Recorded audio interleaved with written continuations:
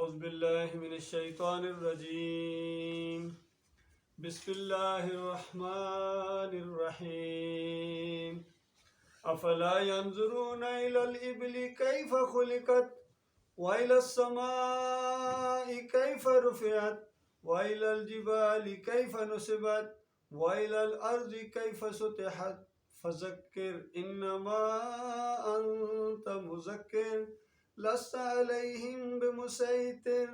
الا من تولی وکفر فیعذبہ اللہ العذاب الاکبر انا الینا ایابہم ثم انا علینا حسابہم۔ یہ سورہ الغاشیہ ہے، آخری رکوع کی آیتیں ہیں، آخری آیات ہیں اس کی۔ جمعے کی صلات کے اندر نبی علیہ السلام پڑھا کرتے تھے، یا عشاء کی صلات کے اندر بھی سورۃ الاعلیٰ اور سورۃ الغاشیہ۔ آخرت کی جس طریقے سے منظر کشی کی گئی ہے اس سورہ کے اندر، وہ اپنی مثال آپ ہے۔ اس سے پہلے درس کے اندر آپ نے یہ بات سنی تھی کہ دنیا میں اعمال تو سب کر رہے ہیں، کسی نہ کسی جگہ انسان اپنی جان کو، اپنے مال کو، اپنے اوقات کو ضرور لگائے گا، لیکن انجام سب کا ایک نہیں ہے۔ کتنے ہوں گے جو عمل کر کر کے تھک جائے ہوں گے، بڑے بڑے اعمال لے کے جائیں گے اللہ کے پاس وہاں، لیکن عقیدے میں خرابی کی وجہ سے ان کے سارے اعمال برباد کر دیے جائیں گے۔ عاملۃ ناصبہ تصلیٰ نار حامیہ بتایا گیا کہ تھکا دینے والے اعمال ہیں، بہت زیادہ عمل کر کے گئے ہیں لیکن بھڑکتی آگ کے اندر داخل کر دیے جائیں گے۔ اور کچھ خوش نصیب ایسے ہوں گے جن کے اعمال کو قبول کیا جائے گا، مالک ان سے راضی ہوگا، خوش ہوگا، کیونکہ وہ بہت قدردان رب ہے۔ اس نے بتا دیا کہ دیکھو من عمل صالحا من ذکر او انثی وہو مومن، کہ جو کوئی اعمال کرے گا چاہے مرد ہو چاہے عورت ہو، وہو مومن، اس کا مومن ہونا بہت ضروری ہے۔ وہ مومن جب تک نہیں ہوگا اور اس وقت تک اس کے اعمال کی قدر نہیں کی جائے گی، قبول نہیں کیے جائیں گے۔ اور آج مسئلہ یہ ہے کہ ہر پلیٹ فارم سے آواز آ رہی ہے ہم مومن ہیں، ہم مومن ہیں۔ اللہ تعالیٰ نے قرآن کے اندر کھول کھول کے بیان کیا کہ ایسے مومنین کی ہمیں ضرورت نہیں ہے۔ وَمَا يُؤْمِنُ أَكْثَرُهُم بِاللَّهِ إِلَّا وَهُمْ مُشْرِكُونَ۔ اکثریت اپنے آپ کو مومن کہنے کا اعلان کرتے ہیں اور کہتے ہیں کہ ہم مومن ہیں، ہم ایمان لائے اللہ کے اوپر، لیکن کیسا ایمان؟ ساتھ ساتھ شرک بھی کرتے ہیں۔ الا وہم مشرکون، ساتھ ساتھ شرک بھی کرتے ہیں، یعنی ہوتے مشرک ہیں اور ایمان کا دعویٰ کرتے ہیں۔ مالک فرماتا ہے ہمیں نہیں چاہیے ایسے، شرک ایسی گندی چیز ہے۔ فرمایا تم کیا چیز ہو؟ یہ میرے انبیاء ہیں۔ پہلے خود اللہ تعالیٰ نے ان کے اعمال کی تعریف کی سورہ الانعام کے اندر کہ بڑے اولو العزم قسم کے یہ پیغمبر گزرے ہیں، بڑے حوصلے والے اور بڑے زیادہ اعمال کرنے والے اور نیکیوں میں آگے بڑھنے والے تھے۔ اللہ کی خاطر جو ہے انہوں نے کیا کچھ نہیں کیا ہے، لیکن مسئلہ سمجھانے کے لیے لوگوں سن لو، وَلَوْ أَشْرَكُوا لَحَبِطَ عَنْهُمْ مَا كَانُوا يَعْمَلُونَ، اگر یہ بھی شرک کرتے میں ان کا نامہ اعمال بھی برباد کر دیتا۔ اور سورہ زمر کے اندر اللہ تعالیٰ نے اپنے آخری رسول محمد صلی اللہ علیہ وآلہ وسلم کو مخاطب کیا اور بتایا کہ دیکھو یہ شرک ایسی چیز ہے، اس سے کوئی بھی استثناء نہیں ہے۔ لَإِنْ أَشْرَكْتَ، اگر تو نے بھی شرک کیا، لَيَحْبَطَنَّ عَمَلُكَ، تیرا عمل بھی ضائع ہو جائے گا، برباد ہو جائے گا۔ وَلَتَكُونَنَّ مِنَ الْخَاسِرِينَ، اور ضرور بالضرور زور دے کے بتایا گیا کہ تم بھی خسارہ پانے والوں میں شامل ہو جاؤ گے۔ تو اس طرح اللہ کے بندوں یہ بتایا گیا کہ دیکھو یہ شرک ایسی چیز ہے جو اعمال کو برباد کر دیتی ہے۔ تو اعمال کے پہاڑ لانے والے اس شرک کی موجودگی میں یہ برباد کر دیے جائیں گے۔ اس لیے زور دیا جاتا ہے ہمیشہ، ہم بھی یہی زور دیتے ہیں تاکہ آپ اس چیز کو سمجھیں کہ مرنے سے پہلے شرک سے توبہ کر لیں، کیونکہ اگر آخری سانس آئی اور شرک کا ایک شائبہ بھی آپ کے اندر رہ گیا، کیونکہ نبی علیہ السلام نے فرمایا مَمَّاتْ يُشْرِكْ بِاللَّهِ شَيْءٌ دَخَلَ النَّارِ، شیءٌ آخری چیز کو کہتے ہیں، بہت ہی چھوٹی چیز کو، کہ جس نے مرنے سے پہلے شرک سے توبہ نہ کی اور اس کی موت آ گئی اور شیء شرک اس کے اندر موجود رہا، فرمایا دخل النار، وہ گویا آگ کے اندر داخل ہو گیا۔ تو اللہ کے بندو یہ خیر خواہی ہے، اس لیے بار بار اس پر زور دیا جاتا ہے اور پھر خوشخبریاں سنائی جاتی ہیں کہ دیکھو اگر تم شرک کے بغیر مر جاؤ گے، شرک نہیں کرو گے تو مالک فرماتا ہے دنیا تو گزرے گی، مرنے کے ساتھ ہی جنت کی بادشاہی کا تاج پہنا دیا جائے گا۔ تو یہاں اس جنتوں کا ذکر ہے اس سورہ کے اندر بہت ہی خوبصورت انداز میں۔ گزشتہ درس میں آپ نے یہ باتیں سنی ہیں کہ دیکھیں وہ جنت ہے جس میں وہ کتنی بڑی نعمت ہوگی، کوئی بیہودہ بات نہیں سنیں گے، بیہودہ باتیں مومن کو پریشان کرتی ہیں۔ وہاں سلامتی کی باتیں ہوں گی، سلامتی کی باتیں، اچھی باتیں، محبت کی باتیں، اللہ کی تعریفیں، اور کوئی بیہودہ بات نہیں ہوگی وہاں۔ اور مومن اپنی کارگزاریوں پر خوش ہو رہے ہوں گے، کیونکہ وقت گزر گیا، جو تکلیفیں کاٹنی تھی دنیا میں کاٹی ہیں، اپنے مالک اور خالق کے لیے کتنے اعمال کیے ہیں، سب کو اللہ تعالیٰ نے بڑھا چڑھا کر چھوٹے چھوٹے اعمال کو اللہ نے پہاڑوں جیسا بنا دیا، اور اتنی قدردانی کی اور سب کے اندر پھیلایا، یہ دیکھو میرا مومن بندہ تھا، یہ دیکھو میرا مخلص بندہ تھا، یہ دیکھو میرا شکر گزار بندہ تھا۔ تو اس انداز سے مالک تعریفیں کرے گا، اور مومن اپنے اور اعمال کو حیران بھی رہ جائیں گے کہ کئی ایسے اعمال تھے جو ہم نے اتنی زیادہ ان کو اہمیت نہیں دی، لیکن مالک نے اتنی قدر کی، اتنی زبردست۔ پھر جب وہ اعمال دکھائے جائیں گے انبیاء کو، شہداء کو، صدیقین کو، صالحین کو، تو وہ جب دیکھیں گے وہ حیران ہوں گے، فرشتے دیکھیں گے حیران ہوں گے، شاباش دیں گے، مومن خوش ہو رہے ہوں گے اپنے اعمال کے اوپر، اپنی کارگزاریوں کے اوپر۔ فرمایا بڑی بڑی جنتوں کے اندر وہ ان کو داخل کیا جائے گا، اور وہاں اس میں چشمے رواں ہوں گے، اندازہ لگائیے، بڑے بڑی آبشاریں، دودھ اور شہد اور مشروبات کے چشمے جو ہوں گے ابل رہے ہوں گے، اور ہر طرف رواں دواں ہوں گے، اونچی اونچی مسندوں کے اوپر ان کو بٹھائے، بڑے بڑے پلنگ ہوں گے، بڑے بڑے تخت ہوں گے، بڑے بڑے اونچے۔ اگر کوئی بندہ کہے کہ اونچے اتنے اتنے بڑے سے کیا مراد، ذرا بڑے بڑے محلات میں اور بڑے بڑے بادشاہوں کے پلنگ دیکھو کس طرح کیا شان ہوتی ہیں ان کی۔ اس طریقے سے مالک فرماتا ہے ایسی ایسی مسندیں اور ایسے ایسے پلنگ اونچے اونچے لگائے جائیں گے، ساغر رکھے ہوں گے، گو تکیہ کی قطاریں لگی ہوئی ہوں گی، ایسے تکیے رکھنے کو انسان کو دل کرتا ہے، دائیں بائیں تکیے رکھے گا ان کے اوپر آرام سے، سکون سے۔ اور وہاں کی فرمایا ایسی ایسی نفیس فرش بچھے ہو، ایسی ایسی گدے اور ایسی ایسی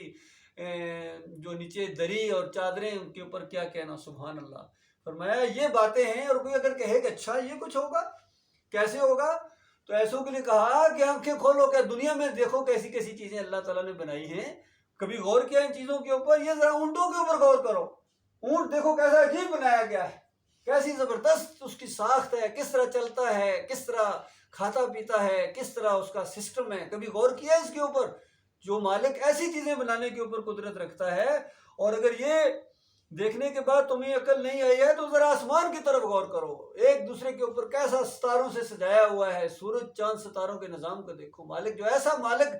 جو ایسے ایسے آسمانوں کو بنا سکتا ہے، ایسی ایسی مخلوق کو بنا سکتا ہے، تو کیا وہ یہ چیزیں نہیں بنا سکتا جن کا ذکر کیا جا رہا ہے؟ فرمایا پہاڑوں کو دیکھو، کیسا ایک سلسلہ ہے، اگر کبھی پہاڑی علاقے کے اندر آپ گئے ہوں تو ایسا پتہ چلتا ہے کہ پہاڑوں کا ایک سمندر ہے، اور ہر پہاڑی علاقے کے اندر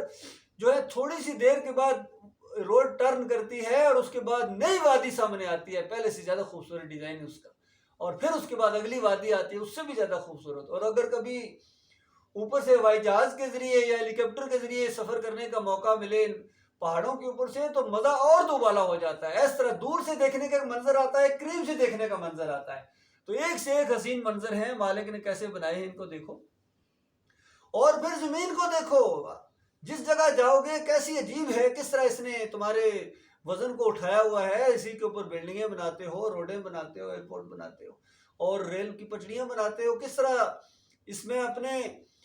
کھیتیاں اگاتے ہو، باغ اگاتے ہو، کیسی عجیب بنائی گئی ہے، اندازہ لگائیے، کس طرح ایک اس کے اندر دانہ ڈالتے ہو، کس طرح پودا بن کے باہر نکالتی ہے۔ کبھی دیکھا ان چیزوں کے اوپر؟ جو مالک یہ چیزیں یہ تو اپنی آنکھوں سے دیکھ رہے ہو، تو وہ دوسری چیزیں جو اللہ نے بتائی ہیں کہ ایسے ایسے نظارے وہاں موجود ہیں، ایسی ایسی عالی شان بلڈنگیں وہاں موجود ہیں، اور 60 میل اونچے وہاں محلات ہیں، اور حد نگاہ تک پھیلے ہوئے باغیچے ہیں، اور ایسے ایسے باغ ہیں جس کے اندر طرح طرح کے پھل ہیں، ہر پھل کی 2 قسمیں، اور پھر ان کے آگے پتہ نہیں کتنی کتنی قسمیں، ایک پھل توڑو گے 2 اور لگا دے گا اللہ تعالیٰ، کوئی کمی نہیں، کوئی اس کے اندر نہ روکا جائے گا، نہ وہ ختم ہوں گے، نہ وہ باسی ہوں گے، ہر وقت تر و تازہ پھل آپ کو دے جائے گی۔ اور یہاں تک آتا ہے کہ مومن جب خواہش کرے گا تو درخت کی ٹہنی اس کے پاس آ جائے گی، اندازہ لگائے گی، جس طرح دل کرے اس کو، کٹے ہوئے دل کرتا ہے کٹے ہوئے اس کے سامنے پھل ہوں گے، جوس دل کرتا ہے جوس کے گلاس سامنے ہوں گے، اتنا کچھ مالک نے تیار کر، پرندوں کے گوشت طرح طرح کے، جس طرح جی چاہے۔ تو ایسی ایسی نعمتوں کا ذکر اللہ تعالیٰ نے کیا ہے، اور فرمایا کہ ٹھیک ہے یہ کچھ تو ہونا ہی ہونا ہے، اگر یہ بات نہیں مانتے ہیں تو نہ مانے، اپنا نقصان کریں گے، نبی علیہ السلام سے کہا جا رہا ہے آپ نصیحت کرتے جائیں، آپ ان کو بتاتے جائیں کہ بس یہ صرف یہ بات بتانے کے لیے ہم انبیاء کو بھیجا گیا تھا۔ ایک بات ہے کہ اس بات کو مان لو کہ اللہ کے علاوہ کوئی معبود نہیں ہے، بس اتنی بات، اللہ تمہارا معبود ہے اور دوسرا نہیں ہے، یہ دو حصے ہیں اس کے، بات ایک ہے زور دینے کے لیے کہ کہیں ایسا نہ ہو کہ کسی اور کو ہلکا سا معبود مانو، ان کو اللہ کو بھی تو مانتا ہوں اور تھوڑا سا کسی اور کے لیے میں جھک پڑا ہوں، یا کسی اور کے سامنے میں نے نظر و نیاز پیش کی ہے، اس کو پکارا، ایک پکار لگائی، اس سے کیا فرق پڑتا ہے، یا ایک سجدہ کیا ہے، باقی سارے تو اللہ کے لیے کیے ہیں۔ فرمایا نہیں، اگر کسی اور کے لیے ایک بال برابر بھی آپ نے کیا تو اللہ تعالیٰ کے لیے جو کچھ کیا ہے اللہ تعالیٰ سارا اسی کے کھاتے میں ڈال دے گا، ایسا غیور رب ہے، غیرت والا رب ہے۔ تو اس کے بعد فرمایا آپ کا کام صرف بتاتے جانا ہے، بتا دو ان کو، آپ حوالہ دار نہیں ہیں ان کے اوپر، جہنمیوں کے بارے میں آپ سے سوال نہیں ہوگا۔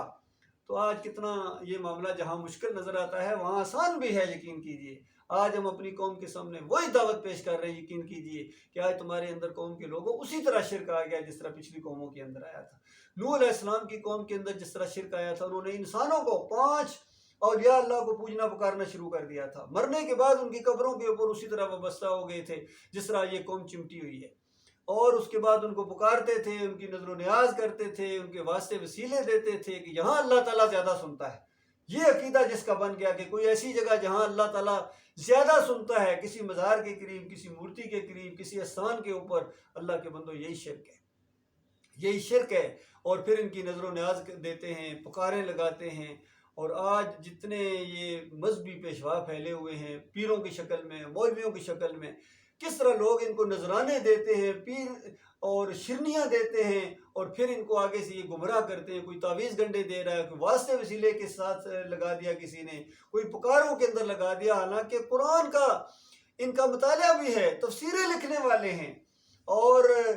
حافظ قرآن ہیں، اور پھر بھی مسلکوں کے اندر بٹ گئے، کوئی بریلوی بنا دیا گیا، کوئی دیوبندی بنا دیا گیا، کوئی اہل حدیث بنا دیا گیا، اور کوئی سلفی ہے، کوئی صوفیزم کا پرچار کر رہا ہے۔ حالانکہ ان کے سب کے عقیدے دیکھیں، ان کی کتابیں اٹھا کر دیکھیں، کوئی ایک مسلک، کوئی ایک جماعت ایسی نہیں ہے جس کے عقیدے کے اندر شرک نہ ہو۔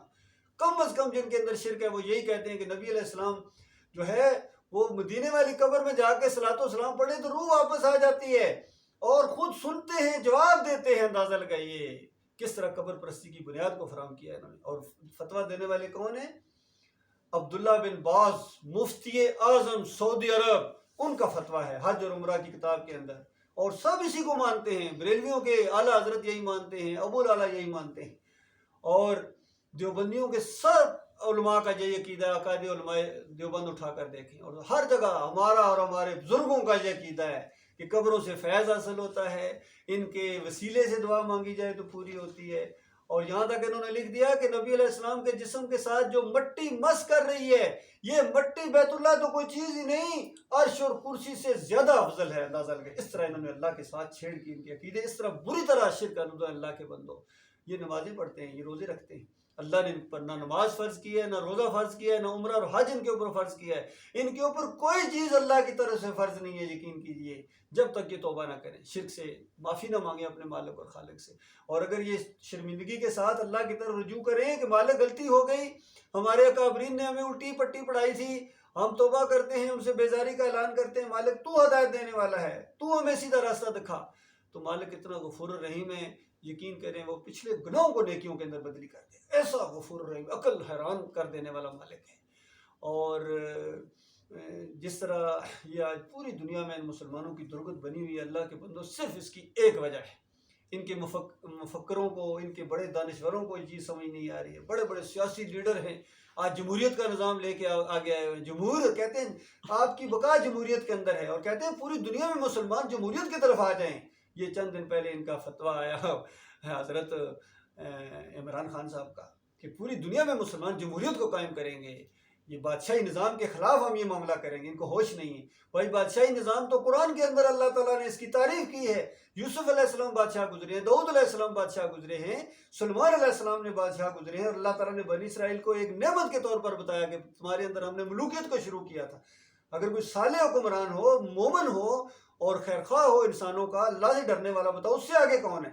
لیکن اس کو یہ عیب سمجھتے ہیں۔ مودودی صاحب اس کو خلافت و ملوکیت کے نام کے اوپر کتاب لکھی کہ ملوکیت بہت بری چیز ہے، ڈاکٹر اسرار بھی اسی انداز سے، حالانکہ اگر کوئی صالح بادشاہ آ جائے تو یہ تو بہت اچھا معاملہ ہے، حتیٰ کہ اگر کوئی ایسا حکمران ہے جو صالح نہیں ہے لیکن ہے مومن،